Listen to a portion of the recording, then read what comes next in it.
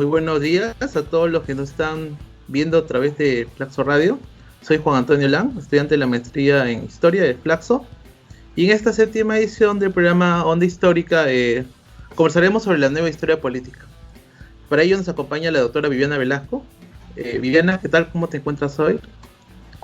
Hola Juan, contenta de compartir con ustedes para poder hablar de historia, siempre es un gusto.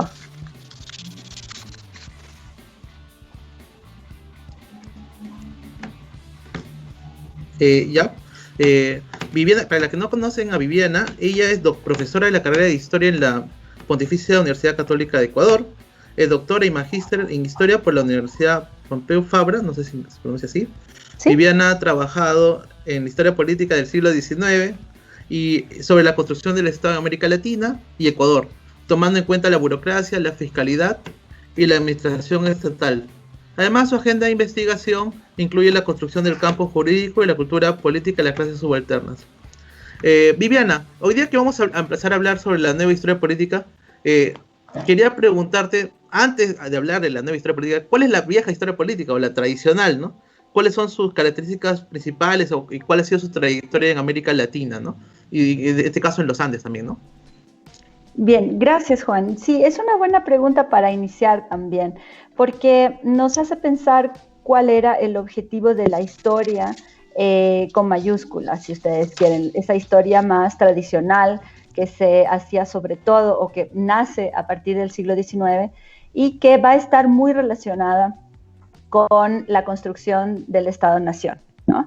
Y entonces, primero es complicado hablar de una nueva historia política porque en realidad podemos decir que hacemos historia, muchas veces historia social, ¿no es cierto? Un poco lo que cambia son la forma en la que los historiadores y las historiadoras podemos generar primero un nuevo tipo de debate y también pensamos los actores históricos que vamos a trabajar, ¿no?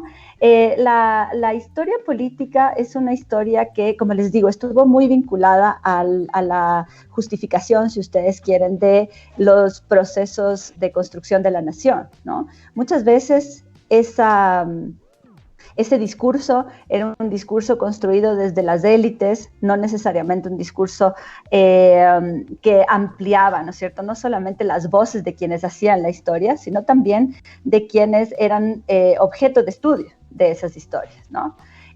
Una historia política en donde la política era una práctica sobre todo de arriba hacia abajo, ¿no es cierto?, también muy vinculada a los procesos solamente de por ejemplo, de los héroes, ¿no? Muy relacionada con la construcción de un discurso nacional y que además de alguna manera reflejaba todas las tensiones de ese mismo proceso, ¿no es cierto?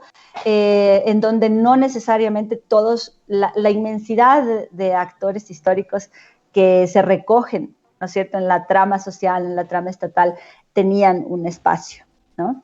Y entonces creo que en general tenemos una noción de que la historia política es una historia llena de nombres, llena de personajes así como muy grandilocuentes y que respondía también a la reproducción de un discurso sobre todo desde arriba. Entonces, incluso hay una pregunta que se hace, ¿no? Si es que hay historia por fuera de la historia política, ¿no? En realidad, la propuesta que tenemos varios historiadores que estamos tratando de pensar, por ejemplo, el Estado, es repensar la forma de entender a la población en sus posibilidades de relación política, entender también esas mismas interacciones como unas interacciones muchísimo más complejas, ¿no?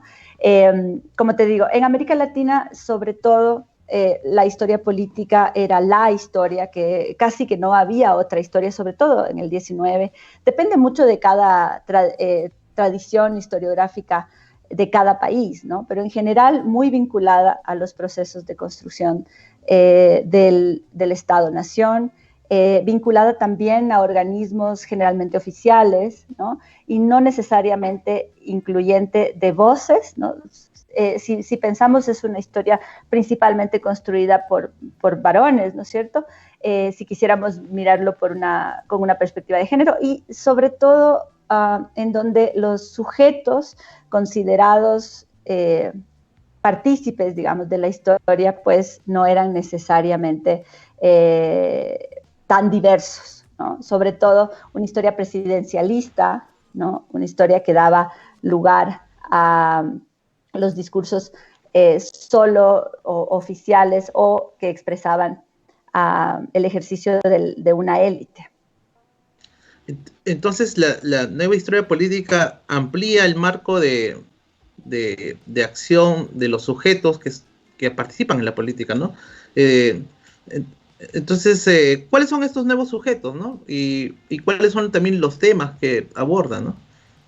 Sí, mira, tal vez decir que hay una primera ampliación del campo conceptual de lo político, ¿no? Hay una diferencia entre la política y lo político, ¿no? Y parece que fuera solamente el artículo, pero en realidad es ahí, o puede ser ahí, una de las grandes posibilidades de esta metodología. Ahora, también quisiera hacer de pronto una puntualización que hay historiadores y historiadoras que no necesariamente determinan su metodología como historia política, pero que están tomando estas nuevas formas de pensar lo político, ¿sí? Sin necesidad de que diga, ¿no es cierto?, yo estoy haciendo nueva historia política, porque además hay un debate sobre qué es lo nuevo y cuáles son las posibilidades de llamarlo nuevo, ¿no es cierto? Lo interesante es que historiadores sociales, culturales, están mirando con otros ojos este concepto de la política, ¿no? Una política que, por ejemplo, habla sobre todo de los vínculos, ¿sí? De los vínculos políticos. Esta determinación, esta diferencia que, como les digo, podría parecer menor entre la política y lo político, es importante porque nos permite ver, por ejemplo, en lo político interacciones y planos de interacción que van más allá de la administración del poder institucional, ¿no? Que esa era, digamos, el campo más seguro para la historia de la política, ¿no? Sobre todo, por ejemplo, vinculado a la historia presidencial o a la historia de ciertos poderes del Estado, el poder legislativo, el poder judicial, ¿no? Pero creo que de manera mayoritaria era sobre todo la acción del Ejecutivo sobre una población, ¿no? La acción del gobierno. Entonces, lo que cambia, digamos, es esta posibilidad de que, por ejemplo, se reproduzcan vínculos políticos en la familia, ¿no es cierto? Que se mire la interacción en una escala bastante más reducida, ¿no? Si ustedes quieren, microsocial. Esa es una posibilidad muy rica que nos permite entender la administración del poder de una manera más compleja, ¿no es cierto? Vínculos familiares, vínculos clientelares, incluso la percepción que tiene la población sobre esos vínculos políticos, ¿no? El miedo, la emoción, ¿no? Hay una explosión de las posibilidades de la política y sobre todo de lo político, ¿no? También nos permite ver, por ejemplo, la historia política desde abajo, ¿no? No solamente como les decía hace un momento, una recopilación de datos biográficos de quienes habían detentado el poder ejecutivo, sobre todo el gobierno en un momento, sino que permite ver cómo se construye esa relación tan compleja que es la relación de ciudadanía, ¿no es cierto? Sobre todo si es que ponemos luz en esta idea de que el gran tema de la historia política, sobre todo moderna, era las relaciones del Estado-Nación y de la población, ¿no es cierto?, en la que se establece esa relación, ¿no? No sé si podemos seguir, o sea, podría seguir infinitamente, pero tal vez podríamos ir enganchando con otras preguntas. Es como que se diseminara el poder, ¿no? En diferentes ámbitos, también en el plano relacional y cotidiano, ¿no? Que tú estás mencionando, ¿no? En el caso de la vida cotidiana entre familiares, el parentesco, ¿no? Etcétera. Pero para acercarse a estos nuevos objetos de estudio, se podría decir, se tiene que tocar otras perspectivas o nutrirse de otras vertientes, ¿no? Como la economía, la sociología, el derecho. ¿Cómo tú ves ese plano interdisciplinario en la historia política, ¿no? En la nueva historia política. Yo creo que la interdisciplinariedad es una característica de la historia misma, ¿no? Más allá del apellido que tú quieras ponerle, por decirlo rápidamente, ¿no? Si es historia política, si es nueva historia política o esta historia política mucho más ampliada. De hecho, la reflexión sobre la dimensión de lo político, del vínculo político, viene de un trabajo muy cercano con la antropología social, ¿no?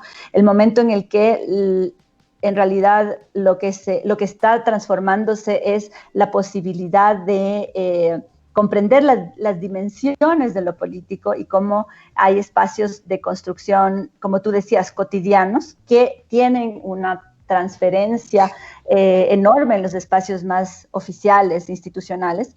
Y la antropología es una herramienta, sobre todo la metodología, ¿no? Los conceptos que provienen de la antropología, de la sociología, permiten mucho el análisis de esta reconfiguración de la noción de lo político. También la economía es muy importante porque permite al historiador, a la historiadora, tener herramientas, por ejemplo, para la estadística, para hacer series. Eso es un punto bien interesante que estaba o que estuvo siempre criticando esta historia política mucho más amplia, ¿no? Configuracional, que era el poder incluir ejemplos seriales estadísticos dentro de la noción de lo político, ¿no? Y entonces es muy importante, por ejemplo, esta relación con la econometría, con la estadística. También cuando se incorpora dentro del objeto de estudio de lo político, por ejemplo, los rituales, ¿no? Que son muy importantes en la generación y consolidación del vínculo entre ciudadanos de Estado o entre vecinos y monarquía, ¿no? Hay ahí si ustedes quieren, una construcción cotidiana de unas relaciones que se van reproduciendo día a día, ¿no? Y que no necesariamente habían sido vistas en una historiografía más tradicional y que ahora se pueden incorporar usando estas herramientas.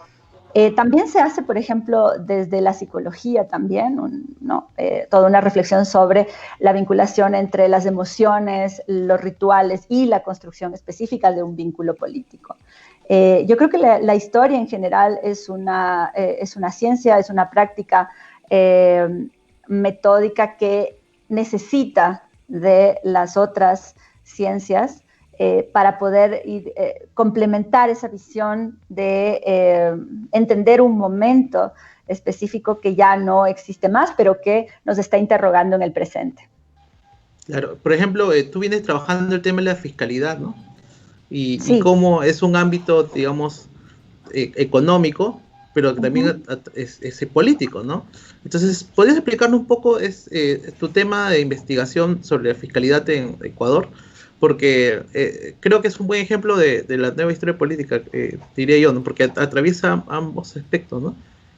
Sí, es un excelente ejemplo porque lo que nos permite ver cómo el tema fiscal, el tema de la relación entre las instituciones de poder, entre quienes detentan, por ejemplo, el poder ya sea monárquico o ya sea del Estado-nación republicano, produce un vínculo que se está constantemente renovando. La fiscalidad, bueno, yo hice mi tesis de doctorado sobre fiscalidad y también sobre otras formas de la administración del poder. Y a ratos, cuando yo cuento un poco sobre qué trata la tesis, hay un poco de reticencia, ¿no? Porque no es un tema que necesariamente parece un tema un poco soso, ¿no? Un montón de números, y en realidad cuando vemos un poco más abajo, entendemos que es uno de los vínculos fundamentales para el ejercicio del poder en una comunidad política, ¿no? Esa comunidad política para reproducirse necesita producir recursos, o sea, necesito de una base material, y esa base material tiene que ser, como les digo, administrada, tiene que ser, digamos, el Estado-Nación necesita recolectar ese excedente de los recursos de los ciudadanos, si es que hablamos de la época republicana, y también el excedente del trabajo, ¿no es cierto? Y no siempre de los ciudadanos, se construyen estados, sobre todo los andinos, en base a tributarios, no necesariamente ciudadanos. Entonces, el vínculo de lo fiscal es un vínculo muy rico para ser estudiado, ¿no? Porque es un vínculo que ejerce una tensión de ida y vuelta, ¿no? Por un lado, digamos, lo institucional, el Estado va a hacer presión sobre los ciudadanos para poder recuperar esos recursos y manejar también muchas veces poblaciones, ¿no es cierto? Pero también las poblaciones van a poder tensionar a través de ese vínculo para poder muchas veces alcanzar formas, por ejemplo, el ejercicio de los derechos o intereses también comunitarios locales, ¿no? Y entonces es un vínculo que también se puede romper, que se puede evadir, ¿no? Hay una riqueza en la cotidianidad de la construcción de lo fiscal que permite reconstruir esas dimensiones microsociales de la construcción del poder, puede ser del poder estatal nacional, pero también de la construcción del poder de las localidades, ¿no es cierto? Sobre todo en espacios como el Ecuador, que son estados plurinacionales, ¿no? En donde hay varias formas de representar la hegemonía, si ustedes quieren, ¿no? Entonces, fue duro porque había que hacer mucho estudio de cuentas, trabajar con presupuestos, pero hay una dimensión amplísima, riquísima, que abre este análisis de las relaciones económicas entendidas como relaciones políticas también, ¿no? La realidad histórica es un todo, ¿no es cierto? Nosotros los investigadores los vamos dividiendo, ¿no?, en económico, político y cultural. En realidad se expresa simultáneamente. Entonces, creo yo que la historia, en ese caso la historia social, la historia política, puede alimentarse de lo económico para poder mirar, digamos, una nueva cara de esa dimensión política, ¿no? Muchas veces la separación también puede ser una forma de simplificar las posibilidades de acción que tuvieron los sujetos y que tienen en la actualidad los sujetos que son parte de una comunidad política. Entonces, a partir de la fiscalidad también hay una negociación entre los sujetos, los grupos, las comunidades y el Estado. Me hace recordar mucho al trabajo de Tristan Platt para Bolivia, por ejemplo, es el Estado tributario sí, sobre Chayanta, y cómo las comunidades pedían a la corona derechos, ¿no? Por el hecho de pagar tributo indígena, el tributo de los naturales. Es un gran tema, ¿no? El tema de la fiscalidad, ¿no? Ahora quería preguntarte, que tú vienes trabajando ahorita en un proyecto de seminario permanente de historia política, ¿no? Cuéntanos un poco sobre porque está bien emocionante, lo acabo de ver, lo vi en Facebook, y ya venían ustedes trabajando ya desde el año pasado. No, yo los vi el año pasado, no sé si desde antes, pero tú ya nos contarás más. Sí, no, muy contenta con esa iniciativa, porque es una iniciativa que nació, de hecho, hace un año, en el marco además de toda la agitación política. Fue bien interesante renovar, ¿no es cierto?, las posibilidades de encuentro entre historiadores por ahora, ¿no? Lo que nació como un seminario interno para poder trabajar temas sobre esta forma política bastante más amplia, ¿no es cierto? Eran sesiones que hacíamos entre colegas para, por ejemplo, comentar trabajos, comentar futuras publicaciones, incluso también temas de la coyuntura, por supuesto. Y ahora, por la situación de la emergencia sanitaria, pues decidimos saltar hacia la divulgación, ¿no?, que era uno de nuestros objetivos. El seminario permanente entonces reúne voces, es bien interesante porque es un espacio, es un campo que reúne voces diversas, ¿no es cierto? No solamente con respecto al género, con respecto a las posiciones políticas, sino también intergeneracionales, ¿no? Habemos personas que somos ya profesores, otras que están en su camino de la licenciatura, en las maestrías, y debido a, como les decía, por el tema de la pandemia, decidimos armar una página de Facebook en la que podamos compartir contenido. Tenemos temas mensuales. Ahora estamos con un tema se llama Todos los Octubres Posibles, pensando en, primero la conmemoración de todas estas independencias que se dan, ¿no? La de Guayaquil, la de Cuenca, la incorporación de lo que era la audiencia de Quito a la propuesta bolivariana. Eso se da en octubre. También estábamos pensando la movilidad social, la movilización, social que se dio el año anterior. Yo creo que esto es importante porque tenemos que renovar también la idea que el público en general tiene de la historia, ¿no? Como todos los historiadores son personas mayores, somos aburridos, aburridas, y no estamos reflexionando sobre el presente. Y en realidad la historia habla sobre el presente, ¿no es cierto? Lo que hacemos es pensar el pasado para poder entender las relaciones del presente. Y entonces el Seminario Permanente de Historia Política es un espacio abierto para poder discutir temas coyunturales, temas históricos, y lo que queremos también es poder ampliar las voces interesadas en la historia, que no sean solamente voces académicas o que sean voces especializadas, sino que se sepa que primero que es un ámbito que debe ser democratizado, ¿no? El conocimiento histórico es también un arma de acción política, precisamente, y no debe ser solamente reproducido por pocos, ¿no es cierto? Lo mejor sería que haya un interés lo más amplio posible sobre el pasado. Y también es una profesión,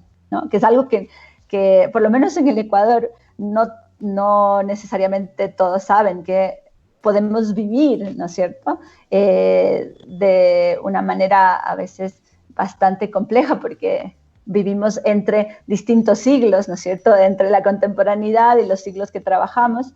Es una situación bien interesante, pero es una profesión, y de hecho tiene que ser una profesión para que los discursos históricos que se generen hayan pasado por un método prolijo, por una discusión académica, por un debate, porque la generación de estos pasados en común es muy delicada, ¿no? Al final son discursos que se reproducen en la sociedad, ¿no? Y que performan la vida, ¿no? Creemos que no son solamente narraciones, no, tienen un impacto en cómo las personas justo reafirman los vínculos políticos y también cómo los pueden modificar, ¿no? El pasado es una herramienta muy importante. Entonces, el seminario es un espacio muy rico, muy productivo, que yo invito a todos y todas, a quienes me escuchan ahora, a entrar a la página de Facebook, pues, y mirar el contenido. Tenemos entrevistas, por ejemplo, compartimos algún material de archivo, ¿no? Y ¿sabes qué es súper interesante?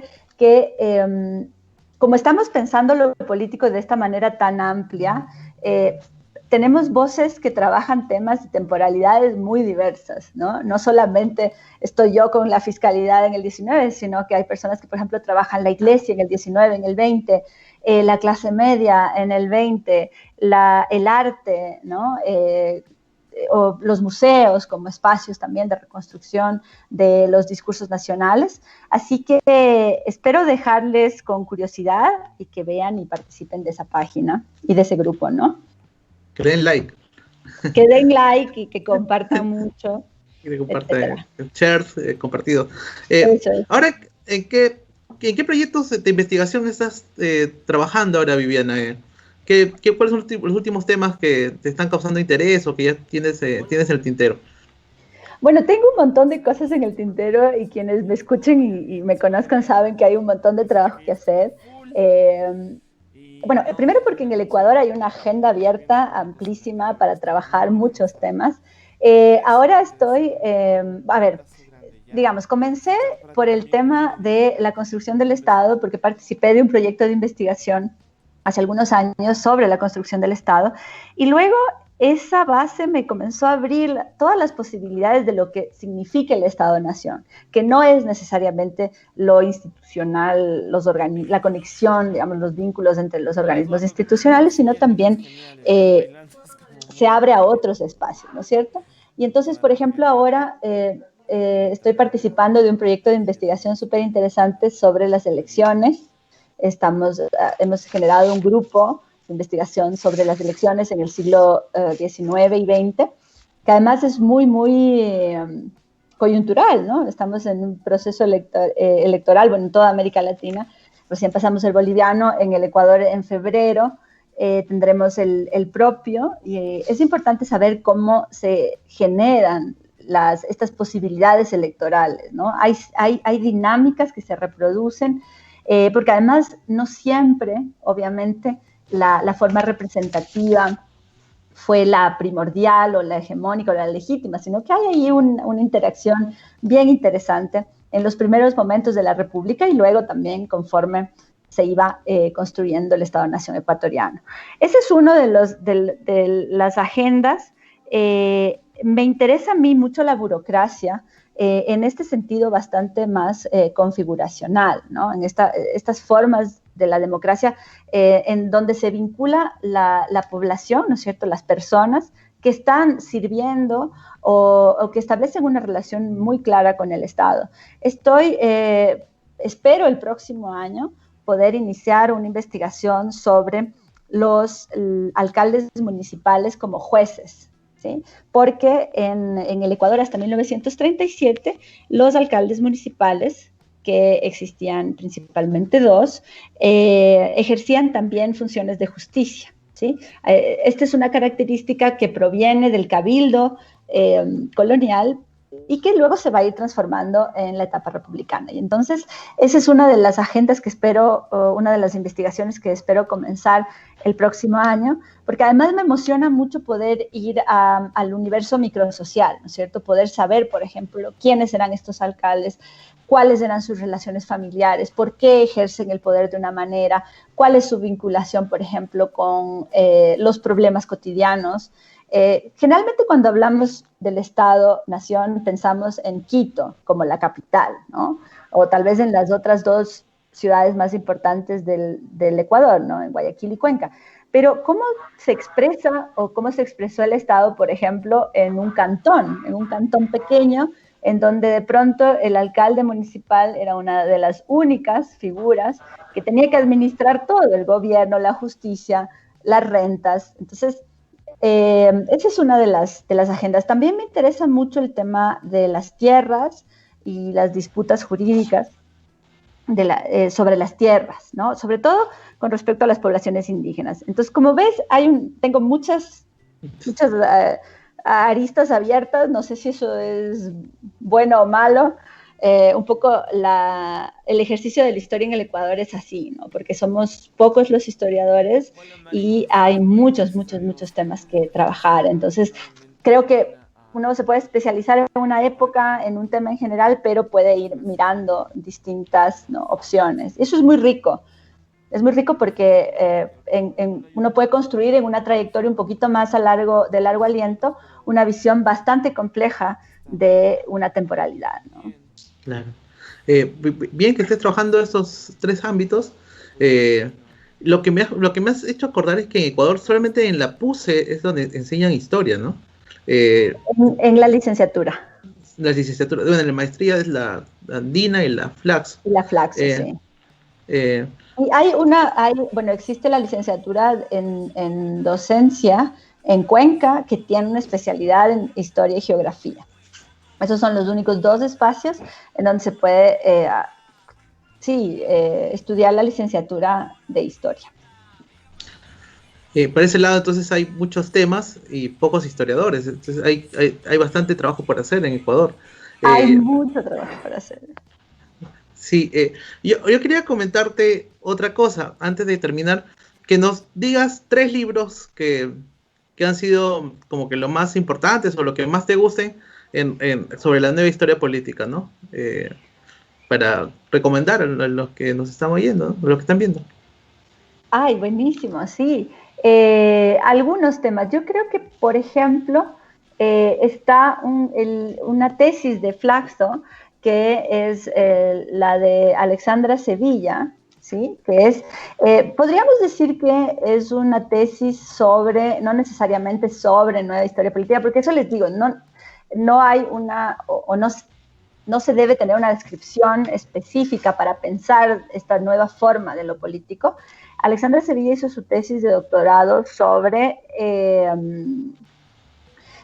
las élites realistas y su posición con respecto a este momento tan complejo que fue que son las independencias, o por lo menos la formación de las juntas, ¿no? Y ella luego le vuelve el libro a su texto y se llama Al mejor servicio del rey, fidelismo y realismo y contrarrevolución en la audiencia de Quito entre 1809 y 1822. Es un texto súper interesante, como digo, que además trata de la historia conceptual, es un análisis de algunos de los conceptos que comienzan a repensarse en ese marco. Y yo les invito a leer, es un texto bien, bien interesante también. Hay mucho trabajo en la historiografía mexicana, ¿sí? Sobre historia política. También podrían revisar, existe un libro que es también súper interesante, que se llama El jefe político, un dominio negociado en el mundo rural del Estado de México entre 1856 y 1911, de Romana Falcón. Yo creo que es uno de esos libros que por ahí uno lee y piensa en ojalá yo hiciera algo parecido, ¿no? ¿Por qué?